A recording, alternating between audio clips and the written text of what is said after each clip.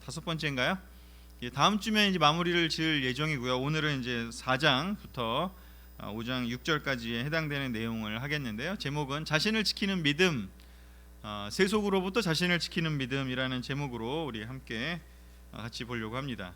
자, 우리 지난주에 그 4장의 그 앞쪽에 있는 내용이 두 종류의 지혜라고 해서 말과 혀에 대한 이야기에 이어서 이제 그 지혜에 대한 이야기가 나옵니다. 그래서 지난주에 본 내용을 잠깐 좀 보고 그 다음에 이제 그게 이렇게 연결이 되기 때문에 같이 좀 이어서 보도록 하겠습니다.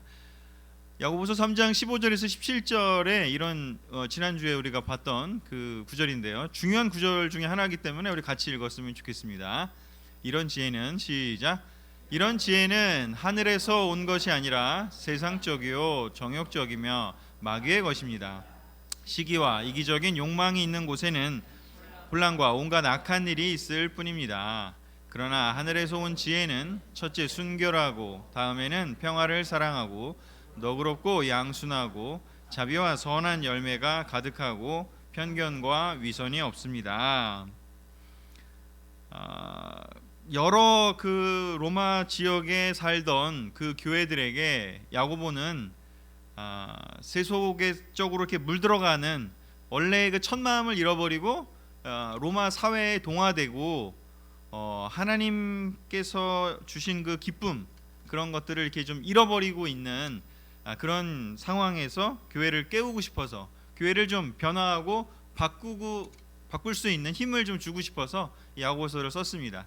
그러면서 뭐 여러 가지 이야기를 나눴죠. 그 교회 안에서 약한 사람들을 대하는 태도에 대한 이야기를 했었고요. 자비와 긍휼이라는 관점에서 그리고 이제 말에 대해서 이야기를 했고요. 그러면서 이제 그 이어지는 그 내용이 이제 지혜에 대한 이야기였습니다. 그래서 지혜가 두 종류가 있다. 하늘에서 온 지혜도 있지만 세속적인 지혜도 있다. 사실 세속적인 지혜가 또 되게 세상 살다 보면 필요하지 않습니까?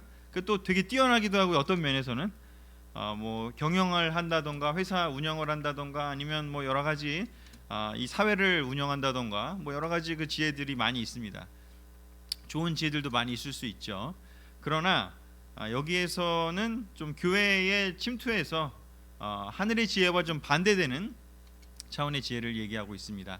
그런 지혜가 세속적인 그런 지혜가 교회에 침투하게 되면 이제 교회가 위험해진다라는 것을 뜻하죠. 바로 그 안 좋은 지혜의 특징이 뭐냐면 그 본질 속에서 시기와 이기적인 욕망, selfish ambition, 우리 지난주에 뭐 헬라어도 봤지만 이렇게 뭔가 자기의 것들이 거기에 추구되는 것들이 들어가면서 전체적인 하나님 나라와 또 그 다음에 모든 사람들의 그러한 유익을 위한 것이 아니라 바로 이렇게 자기만의 또 자기 그룹만의 그런 이기적인 욕망이 그 안에 들어가 있다면 거기서 나오는 것들은 혼란과 온갖 악한 일을 이렇게 벌이게 된다 이렇게 이야기를 하고 있습니다. 그러나 이제 그렇지 않고 원래 예수님이 주시고자 했던 그 지혜는 무엇이냐면 순결하다고 얘기를 했고 또 평화롭다. 그리고 결국에는 모든 사람들을 선한 열매가 가득해서 모든 사람을 너그럽게 대하고 또 모든 그 목자 양들이 다 꼴을 먹고 life to the full 이렇게 삶을 이렇게 풍성하게 살 수 있도록 하는 것이다. 그리고 편견과 위선이 없다라는 것을 우리 야고보 사도께서 지금 가르쳐주고 있습니다. 그런 내용이 나온 후에 이제 4장의 내용이 나오는데요. 이런 지혜를 이렇게 얘기하고 이게 앞과 뒤를 다 연결을 합니다. 그래서 앞에 말에 대한 부분도 연결하지만 뒤에 나오는 4장의 내용은 조금 안 좋은 상황에 대한 이야기들이 지금 포함이 되어 있습니다. 어떤 내용인지 4장의 시작에 보면 여러분 가운데 라고 시작을 하면서 싸움과 다툼이 일어나는 원인이 무엇입니까? 라고 이야기를 하면서 이제 그 앞에서 이야기한 것에 어떻게 보면 실예 지금 현실에서 벌어지고 있는 일들로 해당되는 내용들이 이제 등장을 하게 됩니다. 시기와 이기적인 욕망이 바로 교회 안에 침투하게 됐고 그런 마음들이 들어있는 사람들이 활동하기 시작할 때 나타나는 징표가 무엇이냐면 싸움과 다툼이 난다고요. 우리가 사실 교회가 뭐 싸움과 다툼이 나면 그냥 너무 안 좋지만 중요한 건 그게 왜 생겼고 그러면 어떻게 처리해야 되는지를 아는 것이 너무 또 중요하죠. 그래서 첫 번째는 싸움과 다툼이 일어나는 것에 대해서 야고보 사도께서 지적을 하시고요. 그리고 그 다음에 나타나는 것은 기도의 변질에 대한 이야기를 합니다. 기도가 좀 잘못된다. 그런 사람들의 기도는 이기적인 욕망이 들어있는 사람의 기도는 좀 다르다라고 이야기를 하면서 이렇게 기도를 유심히 살펴볼 것을 또 알려주고 있고요. 그리고 난 후에 그 뒤에 나오는 이야기는 또 조금 다른 이야기를 한 후에 이제 돈을 사랑하는 그래서 뭐 어디 가서 어떻게 뭐 돈을 벌겠다라고 한다던가 또는 뭐 일꾼들에게 그 일꾼의 그 품삯을 제대로 주지 않는 그러한 사람들이 교회 안에도 생기기 시작하는 그런 모습들에 대한 이야기가 등장을 하게 됩니다. 그래서 이것을 이런 관점에서 이런 흐름에서 살펴보면 좋을 것 같습니다. 지난번에도 봤다시피 야고보는 유대인들이 사용하는 문학적 기법인 세 가지씩 이렇게 보여주는 걸 좋아합니다. 그래서 이 부분도 이렇게 싸움, 다툼, 기도의 변질, 돈을 사랑함이라고 하는 세 가지의 징표가 교회 안에 이렇게 나타나게 됐을 때 이것은 분명히 그 안에 이기적인 욕망이 시기하는 마음이 들어있는 상황이 됐다라고 이야기를 하고 있습니다. 자, 하나씩 보면요. 싸움과 다툼, 이기적인 욕망 4장 1절에서 2절에 나오고 있는데요. 여러분 가운데 싸움과 다툼이 일어나는 원인이 무엇입니까? 여러분 속에서 싸우는 쾌락에 대한 욕망 아닙니까? 여러분은 욕심을 내어도 얻지 못해서 살인하며 탐을 내어도 얻지 못해서 다투고 싸웁니다. 이 내용만 보면 좀 심각해요. 여기 보면 얻지 못해 살인까지 일어난 정황이 지금 들려오고 있고요. 또 다투고 싸우는 그런 일들이 지금 벌어지고 있답니다. 이유는 무엇인가요? 욕심이 생겼다라는 것이죠. 이기적인 욕심이 생겼다라는 것이죠. 뭔가 하나님 우선 또 그리고 모든 형제자매들 모든 교회의 건강을 생각하는 것이 아니라 어떤 나의 이기심, 나의 욕심, 우리 그룹, 우리 편들만의 어떤 것들을 추구하게 될 때 이렇게 문제가 생기기 시작했다는 것을 보여주고 있습니다. 참으로 안타까운 현실이죠. 이런 일이 벌어지기를 원하지 않았지만 이런 일이 벌어졌던 것 같아요. 그래서 이런 모습들이 생긴 게 바로 그 앞에 설명 시기심과 이기적인 야망, 이기적인 욕망에 사로잡힌 사람들이 생기기 시작했기 때문이다 라는 이야기고요. 두 번째는 이제 기도가 변질된다라고 하면서 이제 2절과 3절에 이 이야기를 하는데요. 처음에 싸움을 이야기하고 이제 기도를 이야기합니다. 어떤 내용인지요? 여러분이 얻지 못하는 것은 하나님께 구하지 않기 때문입니다. 하나님께 구하여도 받지 못하는 것은 쾌락에 쓰려고 잘못 구하기 때문입니다. 자, 교회 안에 기도가 변질되고 있습니다. 왜냐하면 욕심이 그 안에 들어가 있기 때문에 이 마음에 뭐가 들어가면 이게 이렇게 삐질삐질 바깥으로 튀어나오게 돼 있습니다. 우리 마음이 참 신기해요. 좋은 마음이 막 그 안에 자라면요, 좋은 모습이 막 나타나게 돼 있고요. 또 막 이렇게 가로막고 막 이렇게 너 나오지 마 막 이렇게 막 억눌러도요, 좋은 마음이 그 안에 들어가 있게 되고 자라면요, 거기서 또 삐질삐질 좋은 게 나오는 것이죠.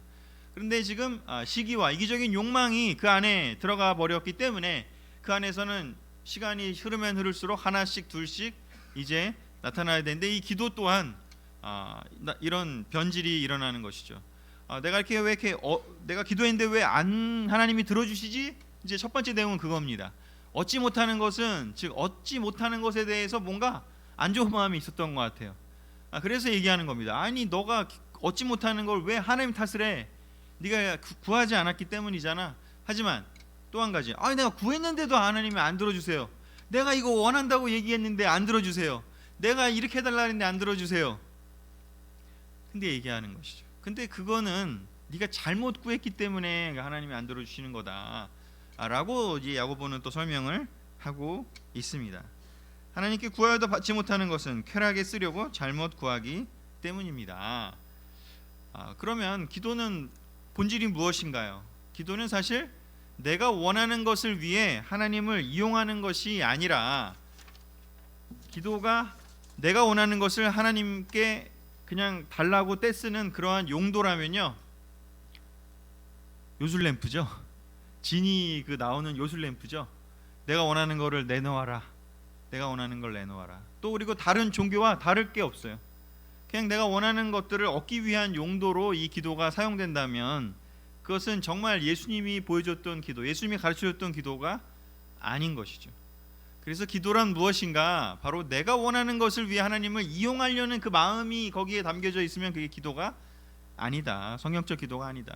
성경적 기도는 예수님이 겟세마네에서 했던 기도, 예수님이 사람들을 먹이기 위해서 그 작은 물고기 2마리와 빵 5개로 이 별거 아닌 것 같지만 하나님의 은혜로 이 모두를 먹이게 해주세요라고 이야기하는 그런 기도인 것이죠.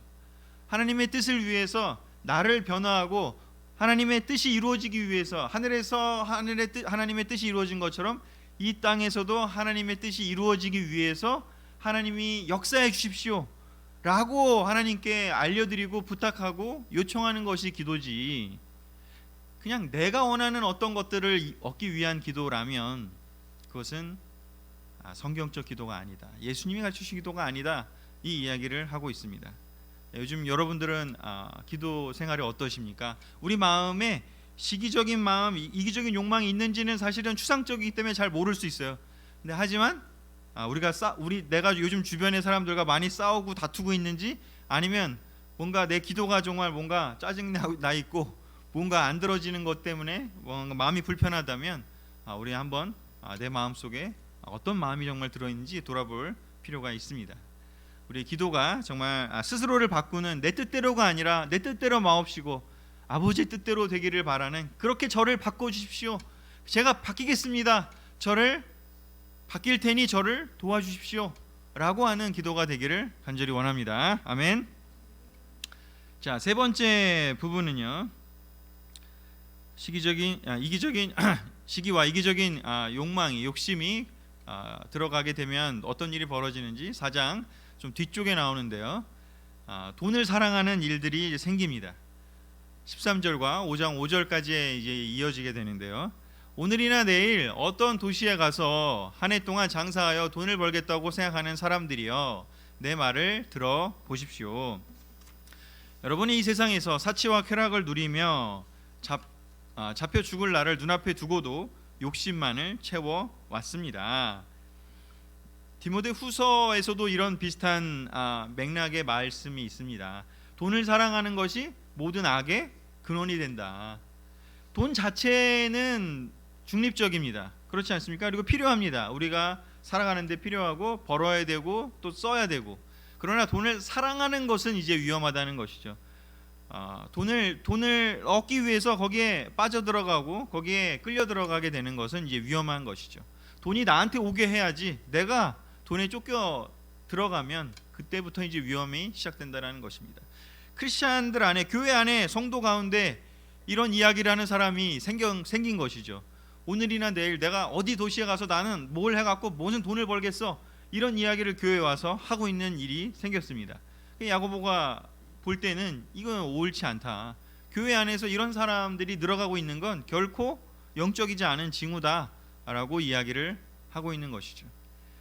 정말 중요한 것은 하늘로부터 온 지혜를 추구하고 우리가 예수님의 뒤를 따라서 예수님을 닮아가는 그 삶을 살고 또 다른 사람들도 그렇게 살 수 있도록 도와주는 삶을 살아야 되는데, 거기에 포커스를 하는 것이 아니라 그런 것들은 제쳐두고 나의 사치와 쾌락을 위해서, 나의 욕심을 위해서, 나의 편안함과 나의 성공을 위해서 장사하고 돈을 벌겠다라는 이야기를 하는 사람이 늘어갈 때 이제 문제가 생긴 것이라고 야고보는 지적을 하고 있습니다.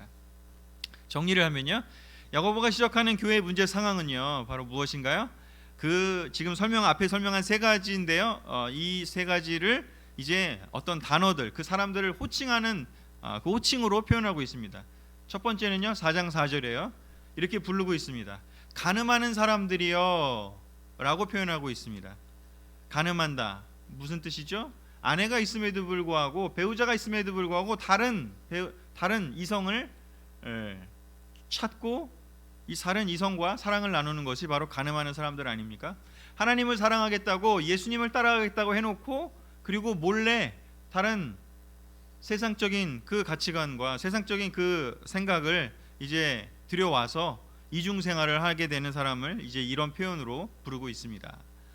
그리고 또한 4장 8절에서 또 한 번 이야기하고 있습니다. 두 마음을 품은 사람들은 그 마음을 바꾸십시오라고 이야기를 하고 있습니다.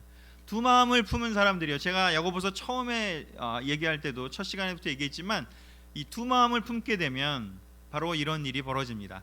하나님한테서도 얻을 거 다 얻고 싶고 영적인 축복도 다 얻고 싶고 세상적인 축복도 다 얻고 싶고 내가 원하는 건 다 얻고 싶고 고난은 필요 없고요. 예수 믿고 복 받고 싶은 것만 이제 중요한 것이죠.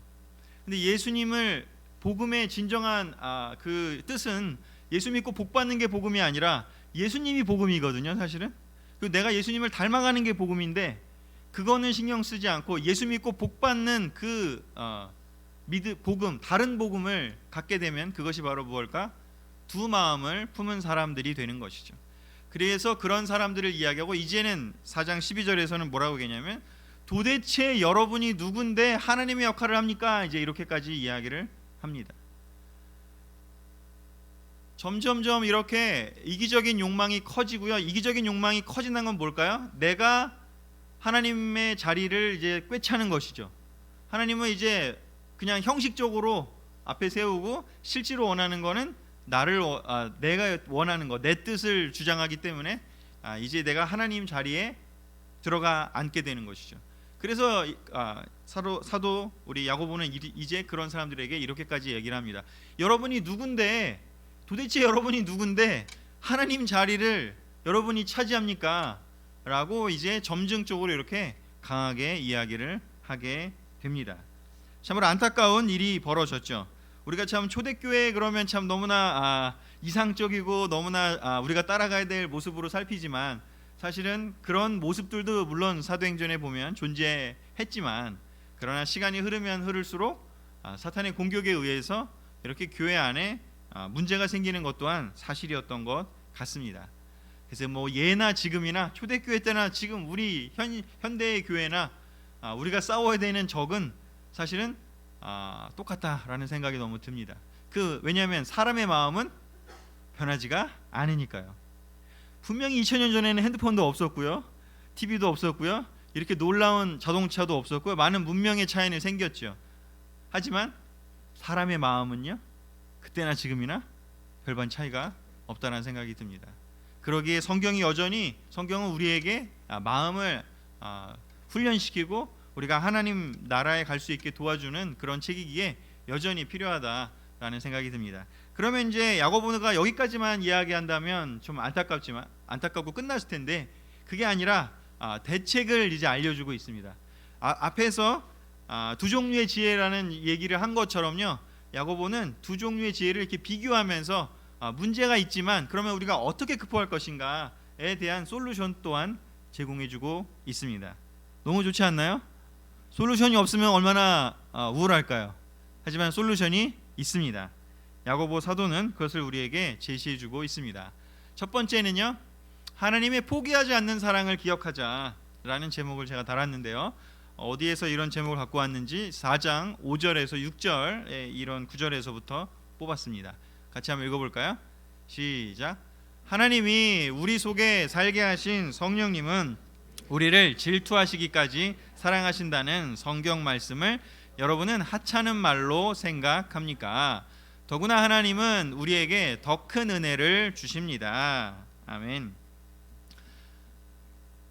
우리가 솔루션을 찾을 때 그 솔루션의 시작은 어디냐, 또 근본은 어디냐, 바로 하나님의 성품에서, 그리고 하나님의 사역에서, 하나님의 역사에서 시작이 됩니다. 바로 그 첫 번째 우리가 기억해야 될 것은 뭐냐면 우리가 해결하고 이런 것이 아니라 하나님이 시작이 됩니다. 그 첫 번째는 뭐냐면 하나님이 우리 속에 살게 하신 그 성령님은요, 우리를 질투하시기까지 사랑하신다. 여기서 질투하시기까지 사랑하신다는 말씀은 우리가 하나님 외에 다른 걸 사랑하는 걸 못 견딘다라는 뜻이겠죠. 넌 나만 사랑해, 우리가 사랑하기로 했잖아. 이게 사실은 당연한 거죠. 사랑하는 사람이면 당연하죠. 여러분, 여러분의 배우자가 양다리 걸치는데 너무 잘했어, 그럴 사람 있습니까? 난 마음이 너그러워, 괜찮아, 해도 돼, 뭐 그런 사람이 있습니까? 그거는 정말 성령님의 마음과 다른 겁니다. 우리가 어쩌면 우리가 정말 사랑하는 사람과는 그 사랑이 이렇게 나눠지기를 원하지 않고 순수하고 올바르게를 원하는 것은 하나님이 바로 그런 성품을 갖고 있기 때문에 우리에게도 그 마음이 있지 않나라는 생각이 듭니다. 바로 하나님이 우리를 질투하시기까지 사랑하신다. 그래서 우리가 때때로는 두 마음이 되고 우리가 좀 간음하고 우리가 자꾸 이렇게 딴짓하고 그럴 때도요, 하나님 절대 포기하지 않아요. 어딜 가? 일로 와 하면서 다시 끌어다 놓습니다. 난 너를 절대 포기하지 않아. 그래서 제가 이 질투하시기까지 사랑하신다라는 이 표현을요, 포기하지 않는 사랑이라고 표현을 했습니다. 그 원어의 뜻도 그런 차원입니다. 한결같다, 또 이 질투하기까지의 이런 표현은 그런 의미도 포함합니다. 한 단어가 여러 가지 의미를 포함하는 게 이제 옛날 그 언어들의 특징이기 때문에 하나님은 포기하지 않습니다. 하나님 포기하지 않는 그 증거가 무엇입니까? 성경의 그 수천 년의 기록이 증명하고 있지 않습니까? 아담이 실패했지만 또 포기하지 않으셨고요. 아브라함이 나타날 때까지 또 계속 기다리셨고요. 계속해서 또 아브라함이 등장했고 또 아브라함에게 언약 약속을 주셨고요. 또 시간이 또 흘러서 또 사람들이 또 마음이 바꾸고 변질이 됐지만 또 하나님은 모세를 보내셨고 다윗을 보내시고 또 이사야, 예레미야, 에스겔 뭐 계속 보내시지 않습니까? 그리고 급기야는 이제 예수님까지요. 우리를 얼마나 사랑하시는지 우리가 해결할 수 없는 그것들을 예수님께 대신 짊어지게 하심으로써 우리가 해결할 수 없는 그 문제를 완전히 해결할 수 있도록까지 해주신 분이 바로 하나님이십니다. 절대 포기하지 않으십니다. 절대로. 우리가 어떤 상황이든지 간에 우리 개인에게서도 그렇고요, 교회에 대해서도 그렇고요, 하나님이 포기하지 않기 때문에 이 세속적인 이 사탄의 침투가요 일시적으로 들어올 수는 있지만 우리는 이겨낼 수 있는 것이죠. 하나님이 포기하지 않고 우리에게 더 큰 은혜를 주시기 때문인 것이죠. 더 큰 은혜란 말이 어떤 표현일까 생각해 보면 로마서에 나온 말이기도 하고요. 죄가 많은 곳에요 은혜가 더 많다고요. 세속적인 이런 문제들이 생기고 교회 안에 문제가 생기지만 이것들을 극복을 해내고 우리가 성장하게 되면요, 그것이 더 큰 은혜였음을, 더 큰 은혜가 우리를 지배하고 있음을, 우리를 에워싸고 있음을 우리가 더 알 수 있게 돼요. 어려움을 겪고 나서 성경을 보시면요, 성경이 안 보이는 게 보일 거예요. 그렇지 않습니까? 틴들하고 공부하면요 질문이 엄청 많아요. 아주 쉬운 얘기도요. 요즘 제 딸도 그렇고 우리 틴들이 하여튼 질문이 엄청 많아갖고 살짝 피곤할 정도로 질문이 많은데 대답을 정말 이거를 왜 모를까라는 생각이 드는 질문들을 많이 하는데, 왜냐하면 경험이 없으니까. 근데 여러분들은 많은 경험을 하셔서 이제 성경을 보면 이게 그런 말씀이셨구나 알잖아요. 근데 그 알게 된 이유가 뭐예요? 어려움들을 극복해내시면서 삶으로 부딪히면서 깨달았기 때문에 점점점 더 깊은 그 하나님의 은혜를, 그 깊은 하나님의 사랑을 알게 된 것이죠. 바로 여기서부터 우리가 이겨낼 수 있다라고 야고보 사도는 이야기하고 있습니다. 자, 그러면 그걸 이해한 상태에서 어떻게 해야 되느냐? 그거 이해만 하고 하나님이 너를 너무 사랑하셔, 그러니까 우리는 다 하나님이 알아서 해결해 줄 거야, 그리고 그냥 가만히 있으래요? 그렇지 않습니다. 그래서 그러므로라고 얘기하면서 이제 그걸 충분히 묵상하고 생각한 후에 우리가 해야 될 게 있다를 이야기해 주고 계십니다. 4장 7절에서 8절 그리고 10절 적어왔는데요, 같이 읽어보겠습니다. 시작. 그러므로 여러분은 하나님께 복종하고 마귀를 대항하십시오. 그러면 마귀가 도망칠 것입니다. 하나님을 가까이 하십시오. 그러면 하나님도 여러분을 가까이 하실 것입니다. 주님 앞에서 자신을 낮추십시오. 그러면 주님이 여러분을 높여 주실 것입니다. 아멘. 자, 하나님의 사랑을 우리가 충분히 올바르게 이해했다면 그 다음에 우리가 해야 될 것은 무엇일까? 하나님께 복종하고 마귀를 대항하라고 권면하고 있습니다. 하나님께 복종하고 마귀를 대항하라고요. 하나님 말씀에 우리가 무릎 꿇고 순종하는 것이 바로 복종 아니겠습니까? 하나님 말씀에 우리가 기꺼이 따르기로 결정을 하는 것이죠. 내 뜻이 아무리 있더라도 하나님 뜻이 무엇인지 알게 된다면 우리가 거기에 순종하고 나아가는 겁니다. 그리고 마귀랑 교제하지 말고, 마귀랑 함께 있지 말고 against, 대항하라고 이야기를 하고 있습니다. 그러면 마귀가 도망을 칠 거라고요. 하나님을 가까이 하십시오. 그러면 하나님도 여러분을 가까이 하실 것입니다. 주님 앞에서 자신을 낮추십시오. 그러면 주님이 여러분을 높여주실 것입니다. 교만을 이길 수 있는 유일한 방법은 바로 무엇일까? 하나님을 올바로 깨닫는 것밖에 없습니다. 하나님을 가까이 하는 것 말고는 교만을 이길 그 어떤 무기도 어떤 방법도 없습니다. 왜냐하면 하나님의 그 크심을 이해하지 못하는 것이 교만이기에, 반대로 이야기하면 하나님이 어떤 분인지, 하나님이 어떠한 성품을 갖고 계신 분인지를 우리가 알기 위해서 하나님께 가까이 가는 길이야말로 우리가 하나님 앞에 가까이 나아가고, 대신 우리가 하나님 자리를 차지하려고 하는 그 교만한 마음을 꺾어 버릴 수 있는 것입니다. 굉장히 어떻게 보면 조금 추상적일 수도 있지만, 그래서 구체적으로 한 번 더 사도 요한은 이야기하고 있습니다. 구체적으로 어떻게 하라고요? 8절과 4장 8절과 15절과 17절에 이렇게 이야기합니다. 첫 번째, 하나님께 복종하는 게 무엇일까? 마귀를 대항하는 게 무엇일까? 자, 죄 지은 게 있다면 그 잘못을 깨끗이 씻고 두 마음을 품은 사람은 마음을 정결하게 하라고 이야기를 하고 있습니다. 5장에서 이야기한 것처럼 죄를 고백하라는 뜻입니다. 인정하고 드러내라는 뜻입니다. 밝은 대로 드러내라는 이야기입니다. 마음에 걸리는 게 있다면 잘못을 깨끗이 씻으라고 이야기하고 있습니다. 하나님께 복종하고 마귀를 대항하는 그 일은 무엇이냐? 어둠에서 빛으로 나오는 것이라고 이야기를 하고 있습니다. 두 번째는 무엇일까요? 주님의 뜻이라면 우리가 살기도 하고 이것저것을 하겠다고 말해야 할 여러분이라고 이야기를 하면서, 바로 주님의 뜻이라면 우리가 이것도 하고 저것도 하겠다라고 적극적으로 주님의 뜻에 따라 어떤 행동을 자원해서 하라고 이야기를 하고 있습니다. 세 번째는 무엇일까요? 사람이 선한 일을 해야 된다는 것을 알면서도 실천하지 않으면 바로 그것이 죄입니다 라고 이야기합니다. 즉, 하나님께 복종하고 마귀를 대항하는 일은 무엇이냐면, 우리가 선한 일이 무엇인지를 아는 것, 즉 약한 사람을 돌보고 나그네를 대접하고, 앞에 나온 얘기죠. 그리고 말을 온유하게 하나님 뜻에 quick to listen, 하나님 뜻에 더 빨리 듣고, 그리고 사람들의 내 뜻은 천천히 이야기하고, 그것을 실제로 사람들과 사이에서 적용하고요. 바로 이러한 선한 일들을 하나씩 하라는 이야기입니다. 실질적으로 이 세 가지를 우리가 실천하라고 이야기를 하고 있습니다. 그것이 바로 하나님께 복종하고 마귀를 대항하는 일이라고 이야기합니다. 우리 호프 활동하는 거, 주일학교로 섬기는 일, 이런 구체적인 일들을 해야만 합니다. 그냥 집에서 큐티하는 것도 너무 좋고 기도하는 것도 너무 좋습니다. 그러나 실질적으로 우리가 주님의 뜻이라면 이것도 하고 저것도 하고 선한 일이라고 생각할 수 있는 교회 성경에서 가르치는 것들을 적극적으로 우리가 실천할 때, 그때 우리가 하나님께 복종하고 마귀가 떠나가게 된다라는 것입니다. 그냥 가만히 앉아가지고 마귀야 떠나가라, 마귀야 떠나가라 그러고만 있는다고 해서 해결될 일이 아니라는 것입니다. 하나님께 복종하고 마귀를 대항합시다. 자, 세 번째는 무엇일까요? 이게 마지막 구절이고 마지막 슬라이드인데요. 자, 야고보가 제시하는 마지막 솔루션.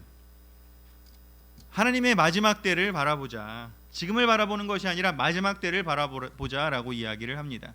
4장 14절과 5장 3절에 그 이야기가 나옵니다. 여러분은 내일 무슨 일이 일어날지 모릅니다. 여러분의 생명이 무엇입니까?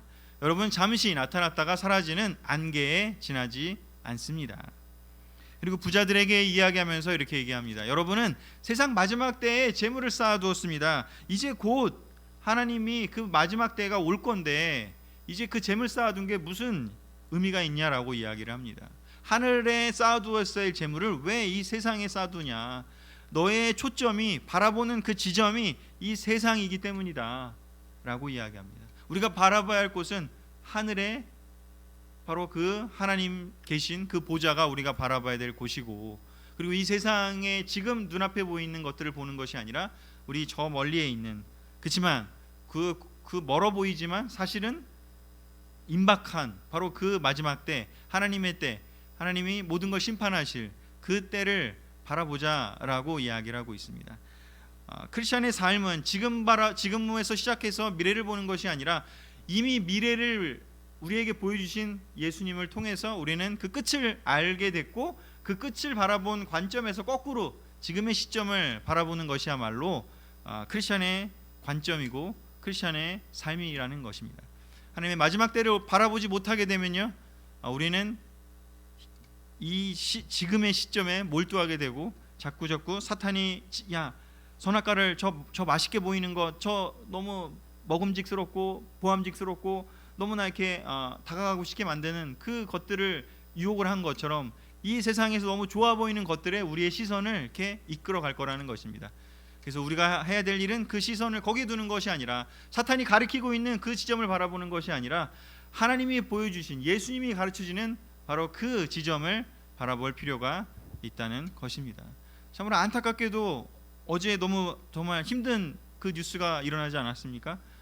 튀르키예에서 시리아 그 국경 지역에서 강도 7 정도 되는 큰 지진이 벌어졌습니다. 지금 정말 1000명이 넘는 사람이 지금 그 안에서 사망한 것으로 지금 추정이 되고 있고 더 많은 사람들이 지금 구호를 필요로 하고 있다는 이야기가 들어왔습니다. 그 뉴스를 보자마자 막 가슴이 철렁했고 사진들을 볼 때 너무 마음이 아팠는데요. 참 이렇게 언제 여기 있는 이야기가 이렇게 뭐 먼 이야기가 아니라는 생각이 듭니다. 내일 무슨 일이 일어날지 어떻게 알겠습니까? 우리의 생명이 무엇입니까? 참 안타깝게도 우리 가족들 안에도 그 일이 벌어지고 있습니다. 우리와 함께 지내던 형제 자매들이 갑자기 그렇게 쓰러지게 되는 일들이 벌어집니다. 우리는 정말 잠시 나타났다가 사라지는 안개에 지나지 않습니다. 우리의 관점이 세상을 상대화하고 우리가 바라봐야 될 올바른 지점을 바라볼 수 있다면 우리는 세속에 물들게 만들려는 사탄과의 싸움에서 승리할 수 있습니다. 우리 사도 야고보가 이야기하는 이 세 가지 우리에게 주신 그 관점 우리가 잘 기억하고 우리가 사탄과의 싸움에서 승리하고 하나님과 더 가까이 가는 한 명 한 명의 제자분들 되시기를 간절히 바라면서 말씀을 마치겠습니다.